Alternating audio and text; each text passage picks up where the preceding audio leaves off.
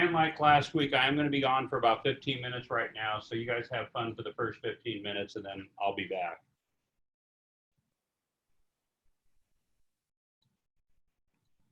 We cannot have fun without you, Eugene. Yeah. You'll get over it. It's hard. It's hard. Real quick.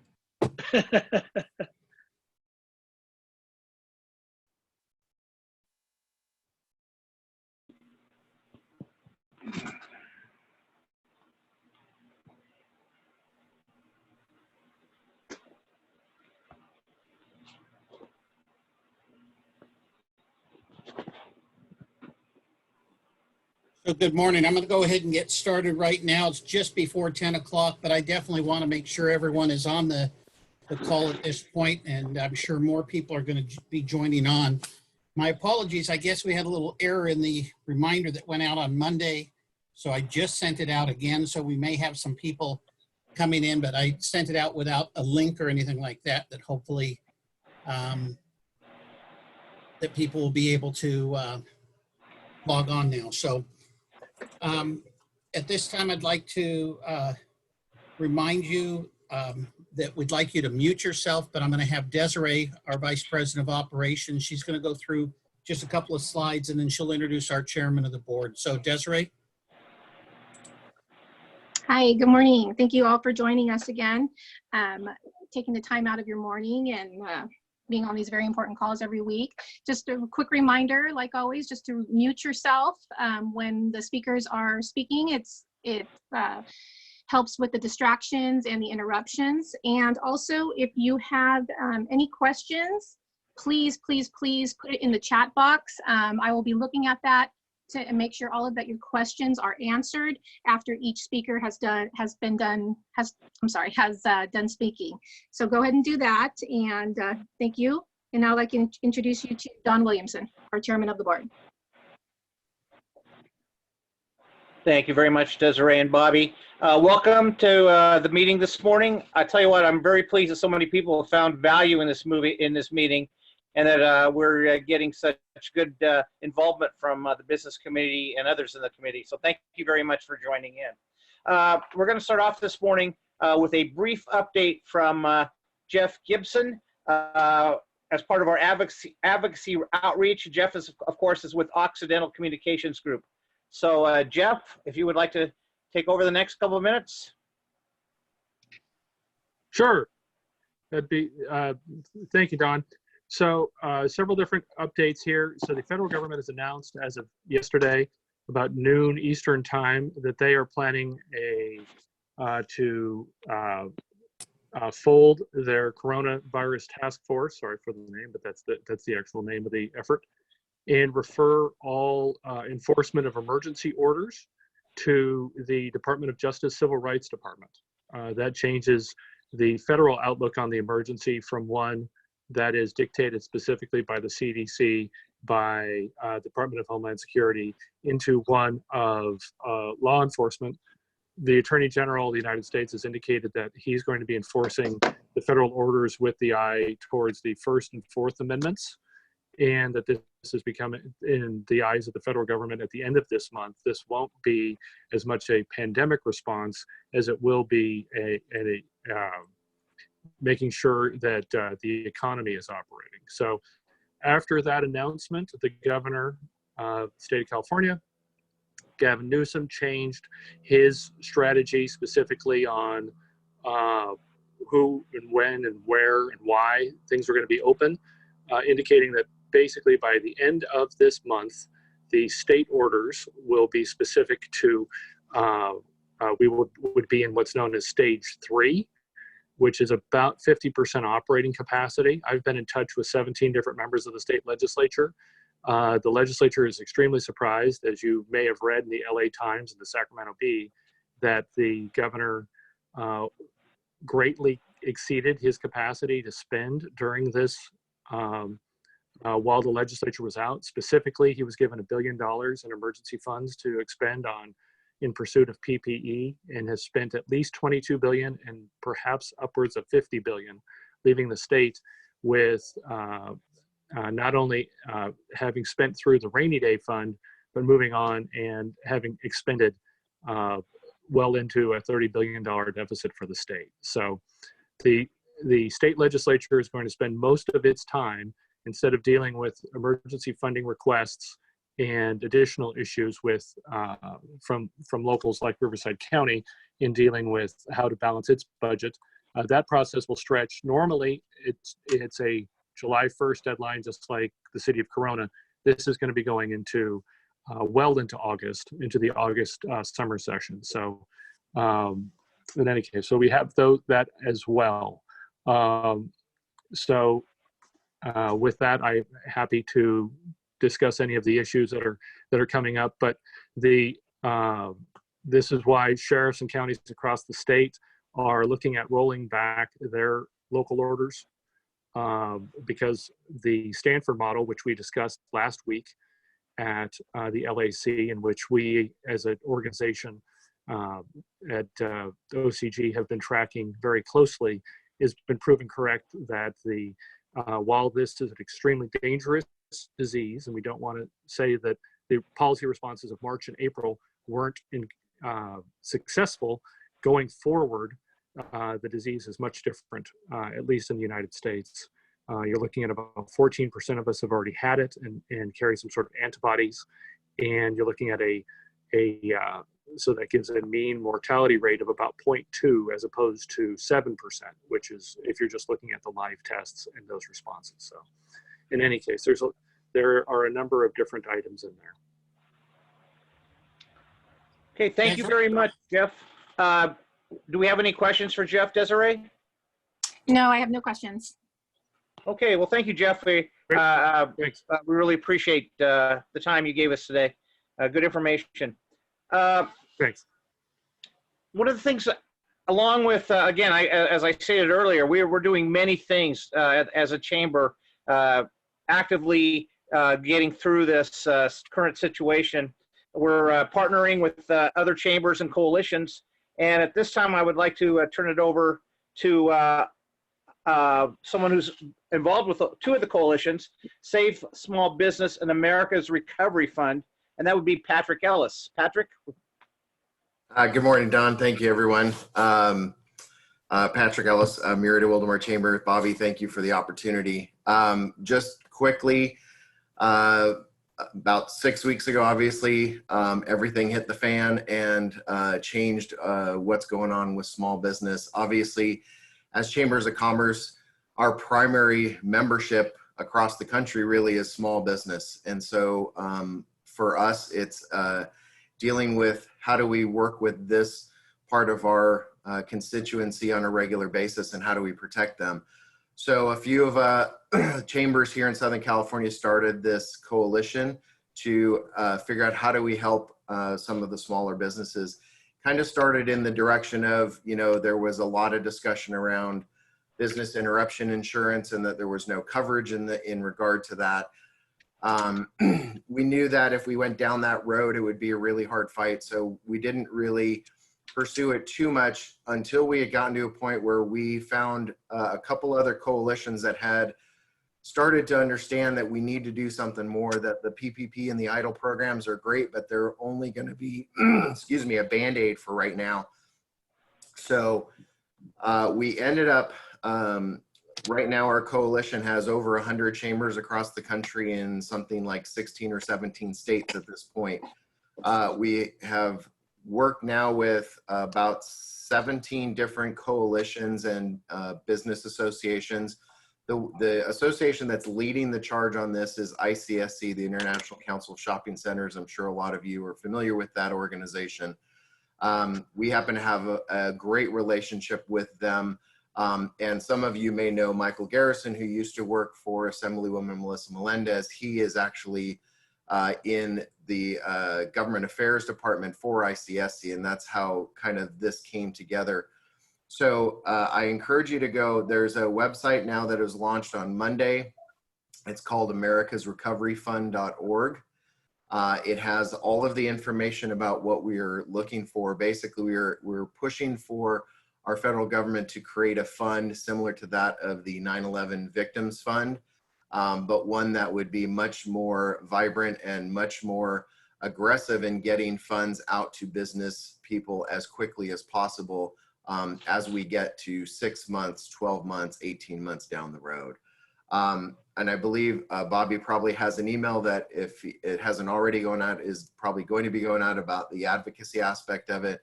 There's a one-click that ICSC has provided for all of us. I encourage you all, if you have the opportunity to do that, please send that out to our legislators. This is how we're going to get this noticed and in front of everyone. Because obviously there's a lot of different individuals and interests in DC pushing for different types of monetary vehicles at this point. So I'll kind of leave it at that, because I know you've got a lot on your agenda, but I'll kind of hang on. And if anyone has any questions or anything, I'm more than happy to help answer anything that I can. And thank you again, Bobby, for the opportunity. Thank you, Patrick. Desiree, do we have any questions for Patrick? No, we do not. Okay, thank you again, Patrick. At this time, we'd like to welcome our County Supervisor, Karen Spiegel, to share with us information about the county. Well, good morning. As you may have heard, yesterday we had a very long meeting. And a lot was accomplished and a lot wasn't accomplished, but at least conversation opened up. And the focus for me and for most of my colleagues, or all of my colleagues, is we need to do what we can to get this economy open. We need to get Riverside County open. But we have to do it so that we're very strategic and we get it done, because the businesses are a priority. You know, when my husband and I had our electrical contracting business, that was our priority. And we had ups and downs. And so we certainly understand we didn't have a pandemic, but we had many other issues that led us astray from our focus on doing business and being involved in the community. But the chamber kept us going. And I know that because I've been involved in the chamber since I came to Corona 35 years ago. So I know the value, but understand that we are working hard to make sure that our businesses can open right, open successfully. And you know, this economy has really suffered tremendously, and the revenue is challenging. So we have to get our businesses open so that we have those funds, that we can have people working, we can have the opportunity to supply the needs of our businesses. And I was glad to hear that Jeff said that by the end of the month, we'll get phase 3. That's what we're working on. Tomorrow, the governor will have a press conference introducing the criteria for us to present to get us open. So hopefully we have the criteria, we approve all of our decisions on Friday or whatever it be, and then we can get our submittal and get our plan so that we can open our businesses. So looking forward to working with all of you.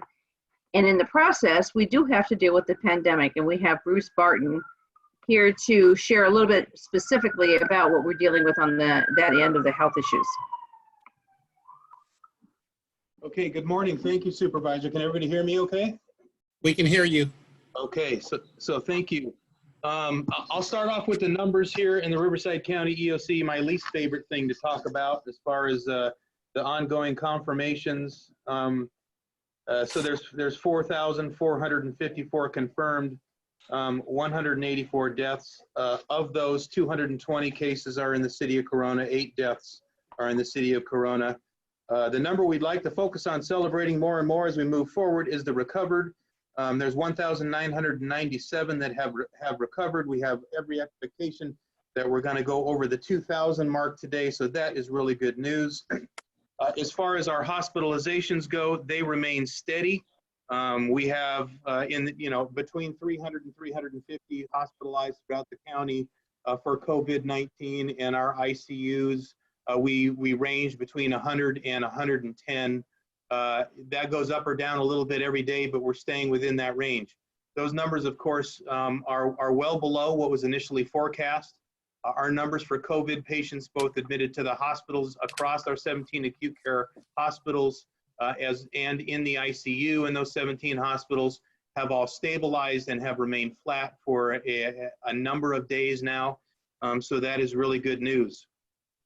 We continue to focus here on the EOC on the operational pieces that we need to have in place, both to deal with what's in front of us today and to make sure that we are doing the things that will inform our board and make sure that they have the ability to understand and respond, particularly to the state, to be able to move forward. And that is our testing, our contact tracing, our ability to monitor our hospitals, our surge capacity, our PPE. We continue to focus on those metrics so that we can have those out there. I will tell you, across the state of California, Riverside County leads most of the counties across the board on all of those metrics. We will continue to do that so that we can communicate that we are in fact dealing with what's in front of us. We're prepared if there is a change upward, but we're also signaling that we are ready to move forward as soon as we are able to do that. We are working operationally here in the EOC to be able to downsize our footprint operationally as operations stabilize in some areas and making sure that we're continuing to focus on others.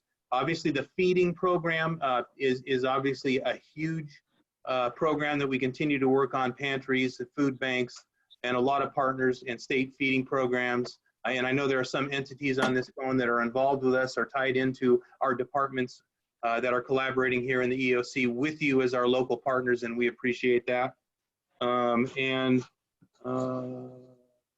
That's all we have from the EOC this morning.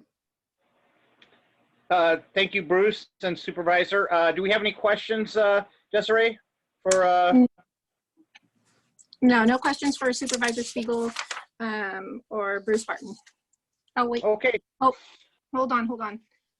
Right now we do. I'm so sorry, Donnie, one came in. Can we pull the impact of our SNFs on our COVID reporting numbers? We understand they should be reported.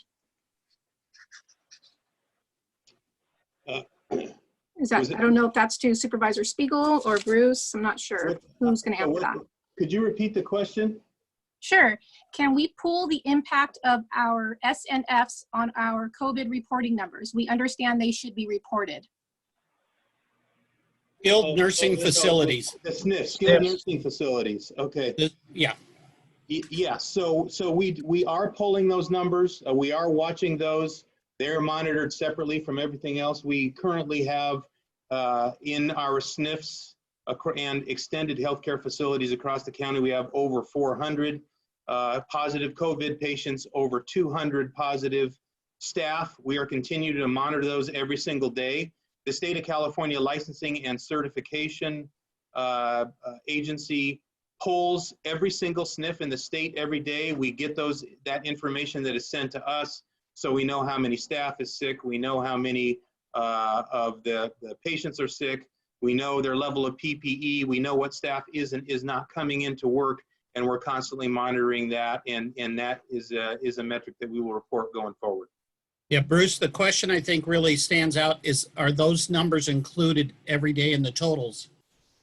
Yes, they are. Okay, thank you. Sorry, I misunderstood the question. That's all right. Thank you so much. They want to make sure that they pull them from the impact so that we can see which ones are on the skilled nursing. Donnie, it's back to you. Thank you. At this time, we would like to invite the CEO of the Riverside Medical Clinic, Judy Carpenter, to address us.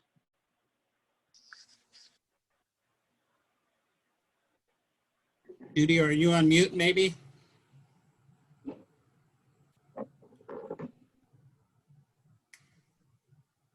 There, sorry. There you go. We are continuing to have all of our facilities open. A large, in fact, over 90% of our visits are by telemedicine. We are continuing to test for COVID. To date, we've tested just over 1,000 patients. We have 63 positives reported out of that testing, and we've had 4 deaths associated with our patient population that we've tested. So our death rate is less than 1%, and our positive rate's about 6% that we're reporting. We have started non-essential surgeries along with all the local hospitals. All patients that are having surgery are COVID tested prior to the surgery. So that's proven to kind of be challenging because those test results, depending on what type of surgery it is, need to be within 72 to 48 hours of the surgery. I know Corona Regional is able to work with one of the their sister hospitals, and I think that they've been able to meet the challenges that they've had and have been able to test and get the results back for the surgeries to go. So that's a great benefit to the Corona community that they're able to do that. So I know that we're all worried about our protective equipment. Right now, we seem to have enough supplies. I won't say anybody has ample at all on that, but we are a little worried about how long this is going to go and the stability of that supply chain. So other than that, I don't know if you have questions or. Do we have any questions, Desiree, for Judy? No, I don't. Hold on. There's a little bit of a delay. Hold on. Is there a process? I'm sorry. False positives or false negatives? Hold on. Is there a process of identifying false positive tests? If so, is there data showing false positives? I'm not a clinician. I will defer that if I can to our infectious disease doctor, John Persicino, and I'm happy to follow up and give you an answer on that. Judy, that would be great if you could shoot me an email, and then we'll have that added out when we send out stuff to everyone about next week's meeting. Thank you. Absolutely. Thank you so much, Judy. Judy, thank you very much. Now we would like to turn the time over to the Mayor of Corona, Jim Steiner. Good morning, everyone. I have a little bit of information to share from our Economic Development Manager, Ryan Cortez. As you know, prior to the pandemic, the city had numerous development projects in the pipeline. This week, staff touched bases to get a better understanding of the impacts that this may have to the timeline. As a general consensus, there's a belief that the industrial market within Corona will continue to perform well and maintain below 5% vacancy. Developers are proceeding with proposed industrial projects and continue to be hopeful that the absorption of new industrial will continue into 2021. The commercial market, however, is being severely impacted, and across the country, many retailers have put a pause on expansions. We are monitoring this closely, but expect that some projects may be delayed until the market begins to stabilize. We are hopeful that this will be a temporary pause, and pent-up demand will encourage expansions as we begin to reopen the economy. We understand that many of our businesses are still awaiting federal relief or anticipate needing additional operating capital as the situation progresses. While we certainly hope that is not the case, there is additional funding through the Main Street Lending Program. Businesses that were considered to be in sound financial positions prior to COVID-19 may apply for these loans. We will be sharing more information on this program and the application process as the program evolves. Additionally, the city will continue to release information on business recovery resources. We are receiving many questions about regulations and best practices related to phase 2 of the state's reopening plan, and we'll be working to release the latest information as it comes available. If you have a particular question related to your business, please let us know and we'll work on getting that answered. I participated in a press conference last Monday in Riverside with Mayor Rusty Bailey, Supervisor Karen Spiegel, Supervisor Kevin Jeffries, faith leaders, our very own Don Williamson from the Corona Chamber, and a representative from the Riverside Chamber. And the primary message was finding a balance between public health and the economic survival of our citizens. And also for the county and business owners to be able to hit the ground running as soon as the next stage is reached under the governor's orders. I know all of you are growing more and more impatient each day, and I want to encourage you that we as a city, in cooperation with Riverside County, are doing everything possible to get you back to work.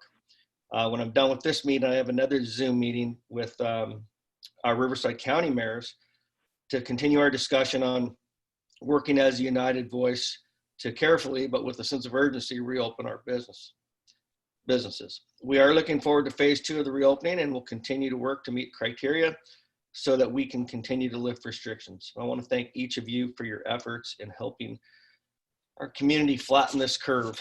And with that, I would like to turn it over to Fire Chief Brian Young. And before I do that, I just want to give Chief Young a shout out. He's been an incredible leader during this challenging time.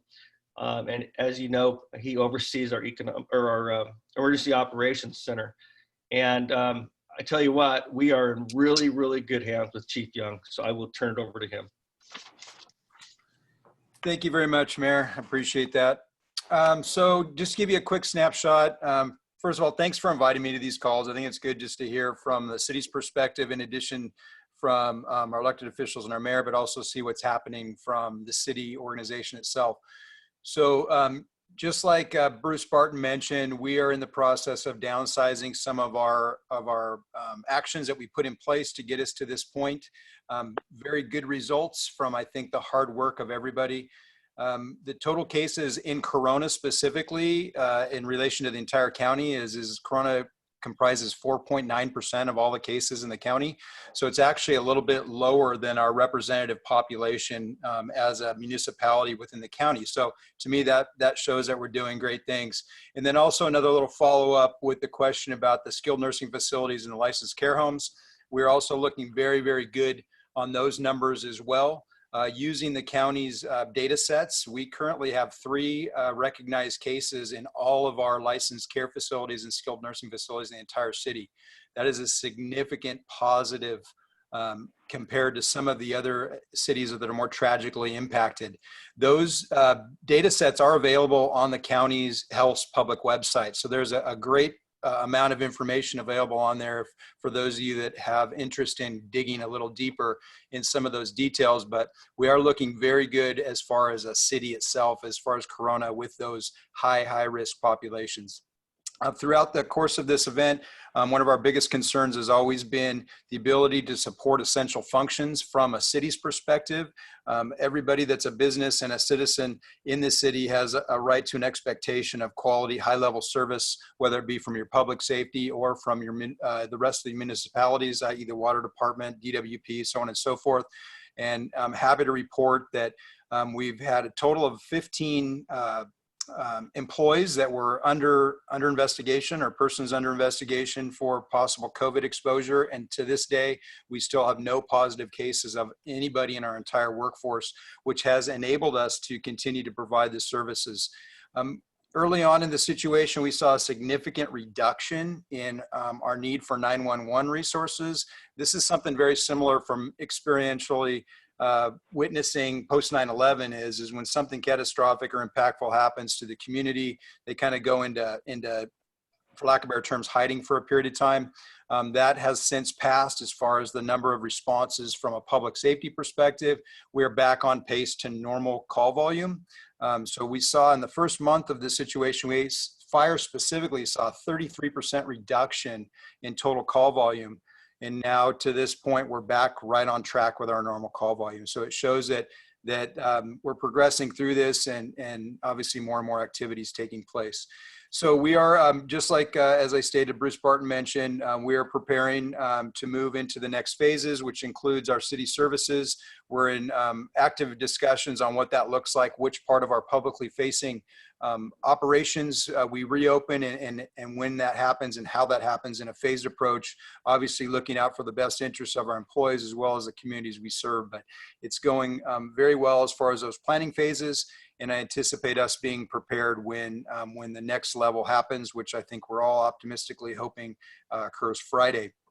So with that, I would like to encourage everybody to continue to use the Corona-centric communication platforms. If you have Corona-centric questions, we've established a well-defined information line that answers all questions. In reality, it's actually kind of been a vent line at times. We've had some pretty heated communications, but we were able to provide some really pointed information for people that are in need of information. We have it obviously set up for phone, email, as well as text, and it's really meeting some of those needs. So if you have some specific questions, it's a great resource. And once again, I'll reiterate what I've said in the past several weeks. I appreciate all of your dedication and inviting us on these calls as far as the city's perspective. And I'm grateful for the great work the Chamber's doing. End of report. And Chief, I just want to echo Mayor Steiner, and on behalf of the Corona Chamber of Commerce and the Corona Business Committee, thank you and your staff for all the work you've done for Corona and for handling it through this difficult time. We just want to echo that and express our gratitude as well. Desiree, do we have any questions for Chief or Mayor Steiner? Yeah, one for Chief Young. Do you think the low numbers with the older folks is due to our outreach? I personally do, but I'm biased, right? Because we stood up our outreach plan. So very early on, we established a database and a dashboard, which I know everybody's probably a little sick of seeing dashboards at this juncture, but we identified every single one of our high-risk locations in the city, starting with schools. Those were pretty rapidly easy to remove from the list because they were closed, but it had licensed board and cares, skilled nursing facilities, and any kind of transitional housing. And then we create a variable outreach to those based on the significance of the impact. Started with phone calls to each one and then a physical visit. And then you see that the county is doing something even to the next level where they're taking out nurses and skilled mental health professionals. So we did that early on here in the city of Corona, and then we were grateful to see the higher level expertise come in and really close the deal. So to answer Council Member Speak's question, I absolutely positively think it was our proactive, aggressive actions that really helped keep those numbers low. Thank you. Thank you very much, Chief and Mayor Steiner. At this time, we would like to invite Jennifer Stewart, who's the Transfer Technology and SBR Manager of the NSWC Corona Division, that's NAVSEA, of course, to speak to us. Jennifer, you want to unmute maybe? Jennifer?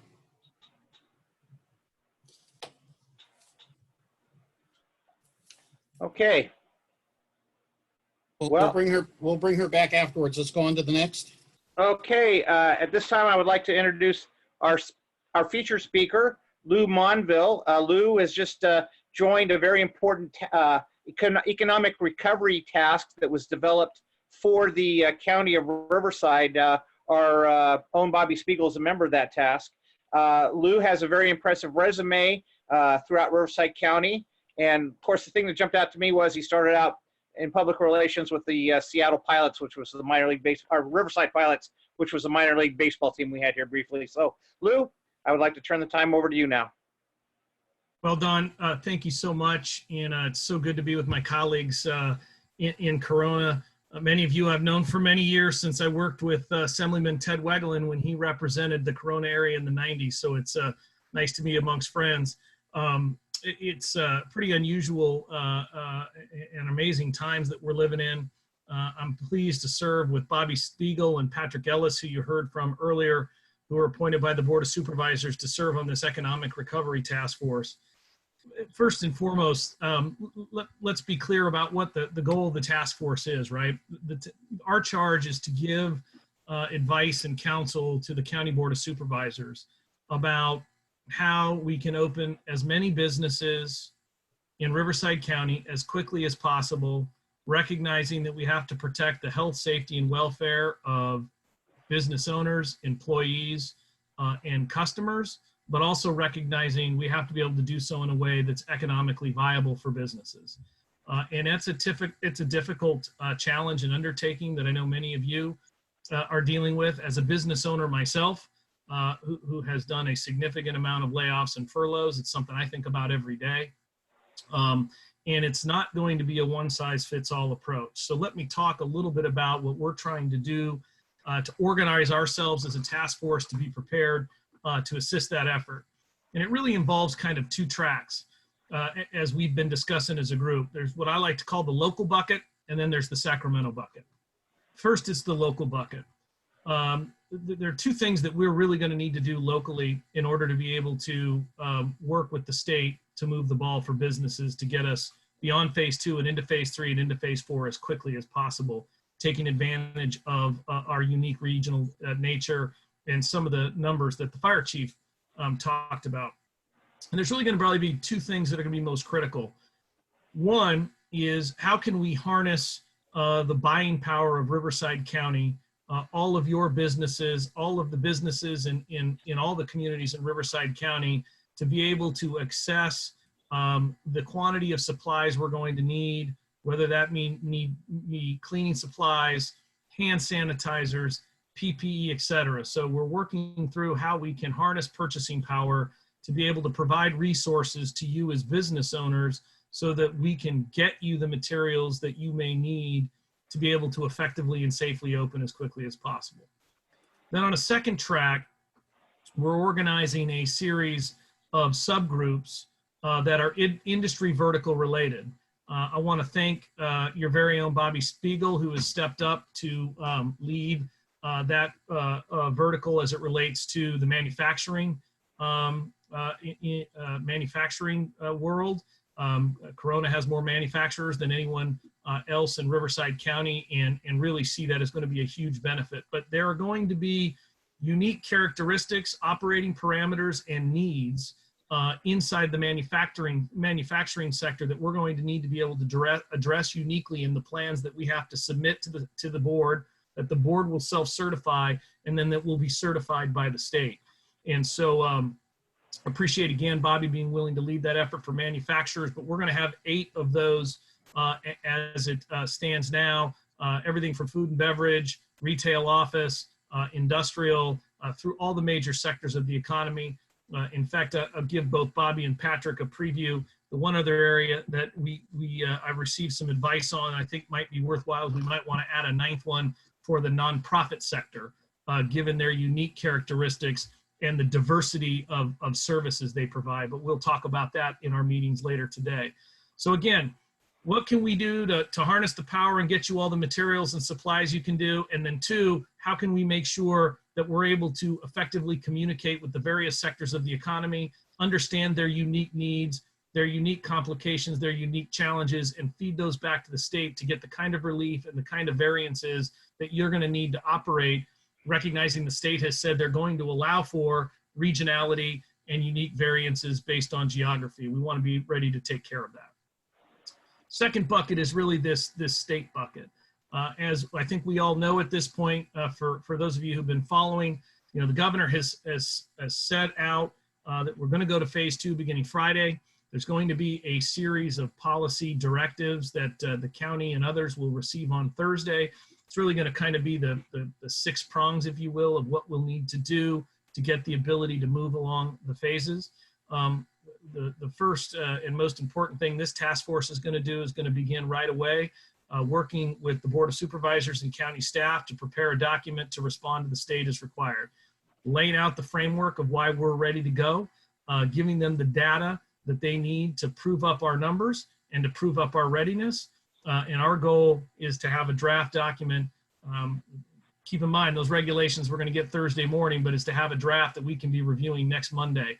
And so I've already been coordinating with our colleagues on county staff. They're putting together a strike team to address this. And to their credit, they're prepared to work all weekend long to make that happen. And so we're going to begin to dive in on that process. The other thing that we need, and the value that you as business owners and members can do, is just to continue to feed Bobby and his colleagues at the chamber feedback. What are the challenges you're facing? Where are the stumbling blocks that you're facing that we need to be mindful of and need to be considering in our plans? But also sharing best practices amongst yourself and with us, feeding us data of where you're finding success. The challenge for Riverside County, right, is our scale. We're going to be trying to open an economy that stretches, from the Cleveland National Forest to the Arizona border.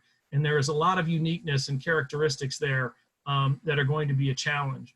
We have a broad and diverse membership of the task force that ranges the entire breadth of the county, but there are going to be a lot of moving parts there.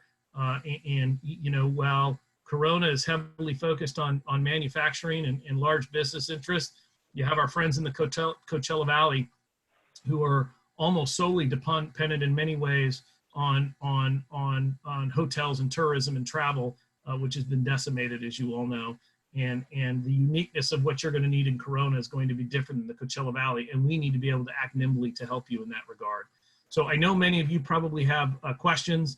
I'll stop there. I want to thank again the Board of Supervisors for bringing business to the table and bringing business to be the lead as it relates to tackling these issues moving forward. As I noted, I'm a business owner myself, and I'm waking up every day like you are, thinking about how do I get my folks back to work, how do I serve my customers, and do all of that as quickly and as safely as possible. So with that, appreciate the opportunity to be with you, and I want to give the floor to questions if there are any. Recognizing been in existence all of about 10 days now. So as I liken with my friends at the Brookings Institution, we're learning that we're flying a plane as we're building it at the same time. So I'll do my best to tackle your questions. So thank you. Thank you, Lou. And I just want on this call to understand, Lou's the chairman of a 17-member committee. And as he said, it's the whole length of our long county. And this group is working up to 6 days a week, maybe 7, I really don't know. They're working very hard on this project. And we really owe them a debt of gratitude, because they all have regular lives, which are taking time out of to go and work on this very important task for all of us. Desiree, do we have any questions for Lou? Yeah, a little two-part question. I'll just break it up from Councilmember Speak. Are members of Riverside Public Health included on the team? Seem like having their buy-in would be important. So we have been in consultation with them.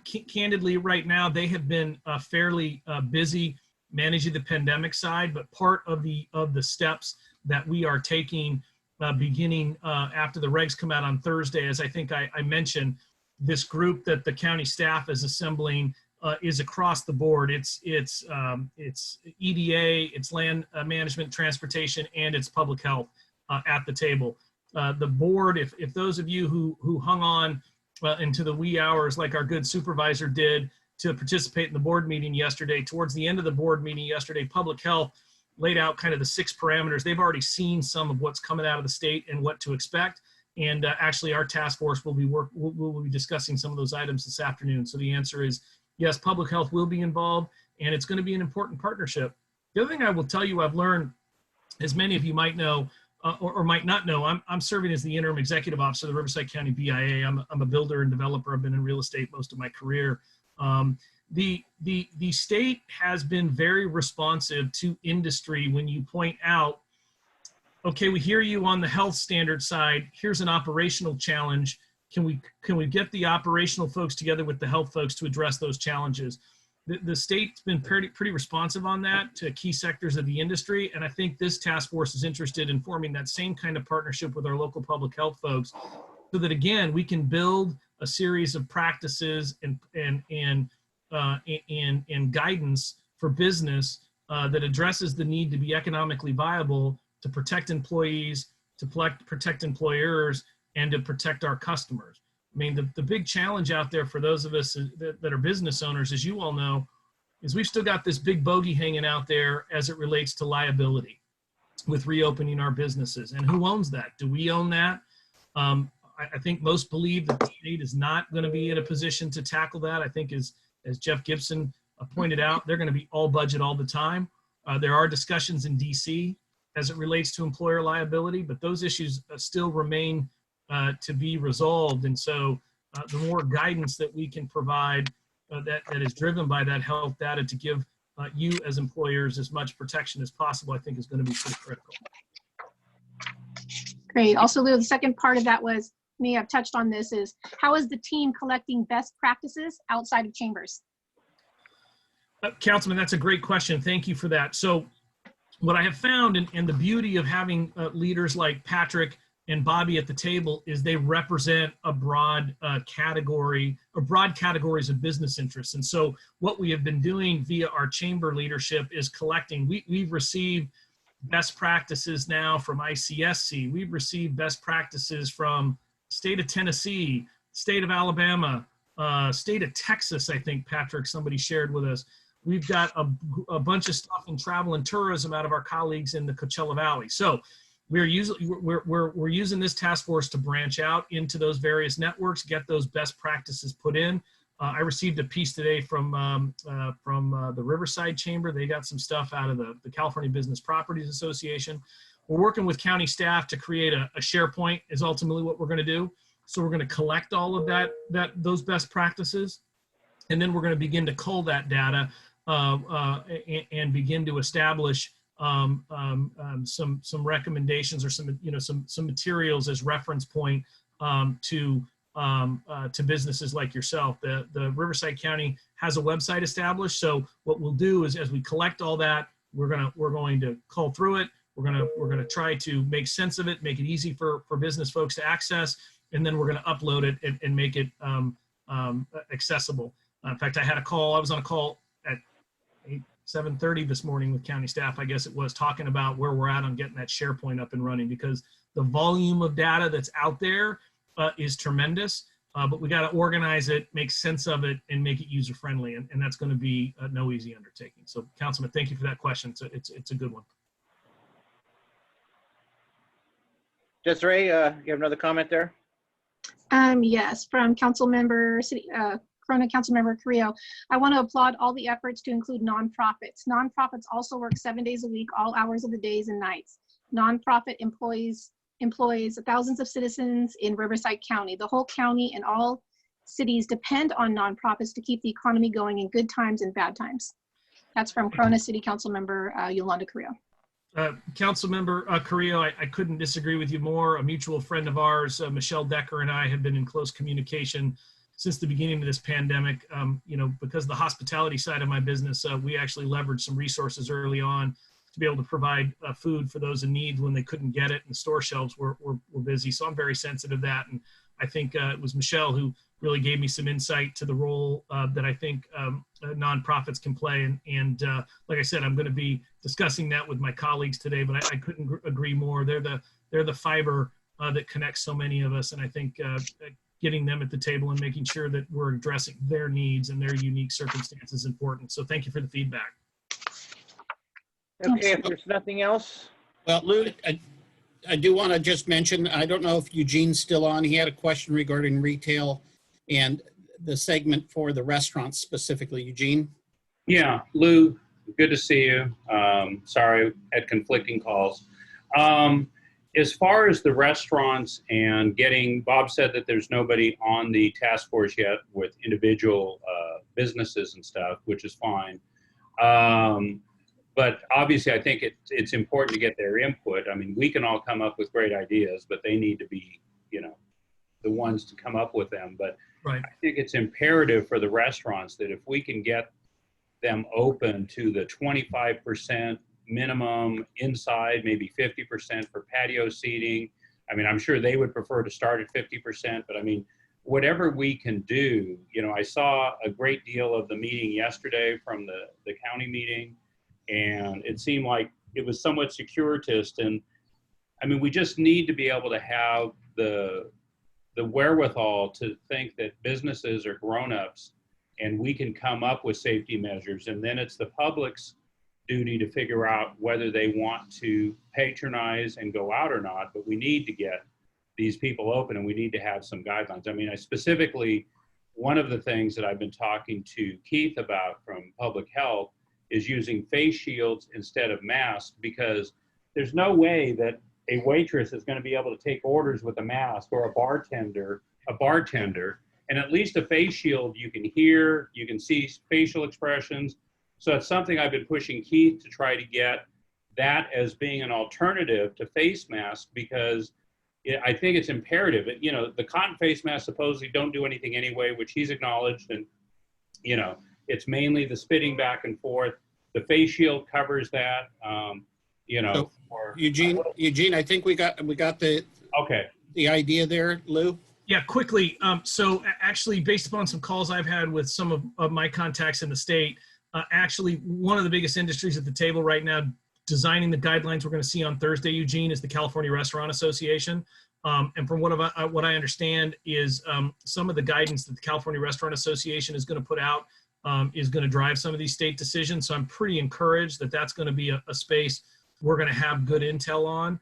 I do think we are fortunate that given some of our colleagues, both in Southwest Riverside County and in the desert, we have folks that actually are actively in the food and beverage space. And so I do think that's going to be something we're going to be able to tackle pretty good. And I do, again, based upon what I'm hearing, I think the resources that are going to be forthcoming are going to help us deal with that. But I think once we understand what the framework is we're operating in, I think we have to recognize, again, we're a different region. We have different needs here in Riverside County, and I'm not afraid to recommend to the Board of Supervisors to have conversations with the state if we need to do something different, because both we've earned it and the public health metrics allow it, but because of the unique circumstances for dining, you know, in Riverside County.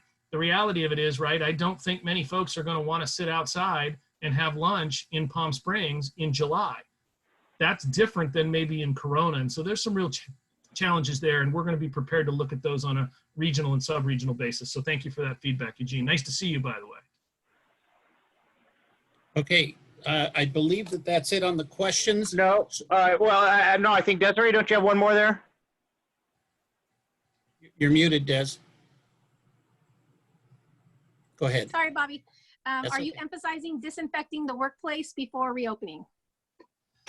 So I think we're being cautious right now to make any recommendations to business until we understand the playing field in which we're operating.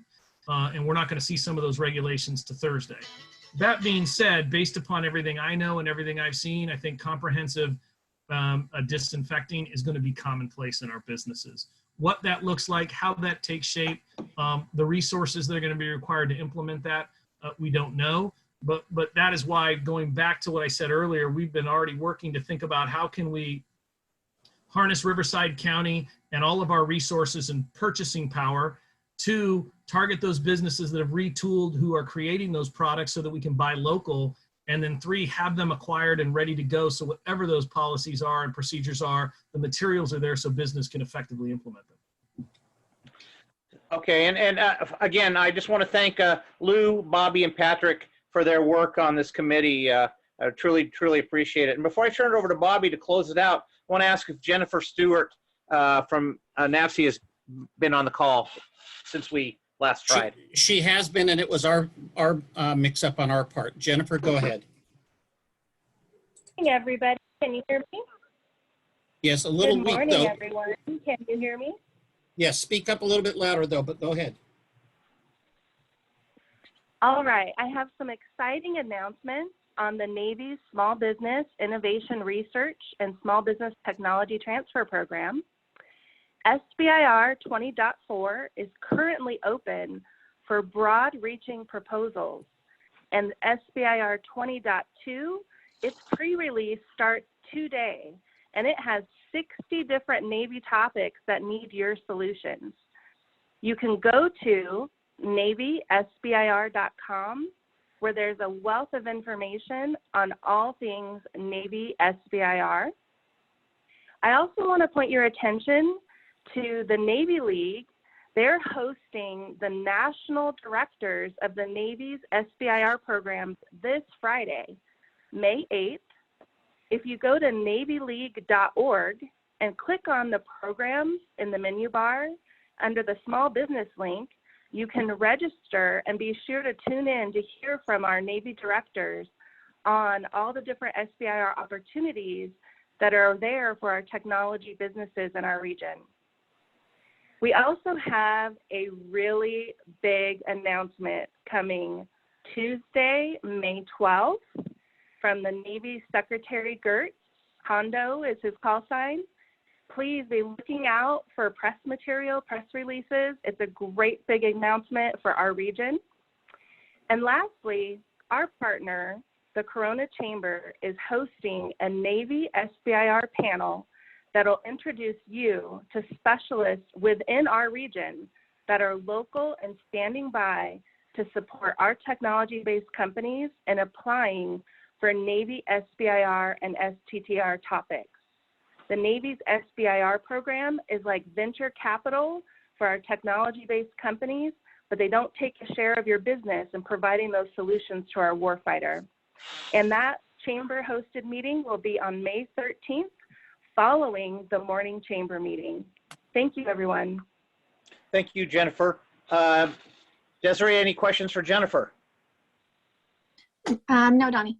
Okay, thank you, Jennifer. At this time, I would like to turn it over to Bobby Spiegel. Thank you so much, Don. And Desiree, if I could get you to do the slides up there once again. I do want to cover a couple of things. Tomorrow we have an NLP training. The deadline is today at noon. So if you want to register, go to the bit.ly/Paul Webb 0507-2020. Chamber members, of course, are free. It's $55 for non-members. Next slide, please, is the Coffee with an Entrepreneur on Monday at 8 o'clock. We'll be both Zoom and live on Facebook, but we'd like you to register. bit.ly is /coffee May 11. That would be also Karen's birthday, so happy birthday, honey. Next slide is exactly what Jennifer was talking about. This will be on Wednesday next week at 12:05. It is a virtual 1-hour lunch and learn. We do want you to log on at 12 o'clock. There's the bit.ly /CCC-SBIR. It'll be quite exciting. And then the last one is our Good Morning Corona, which will be on May 5th with our district attorney speaking. I did have the wrong bit.ly posted last time, so this is the correct one, bit.ly /GMC May 2020, or you can call us at the chamber. Again, I want to say thank you to all of our special guests that came in and shared. There were almost 60 people on this call today. I'm very excited about what's going on. We will have this recording saved and shared later on, and we are so grateful for each and every one of you. Have a fabulous day. We are officially adjourned. Bye, guys.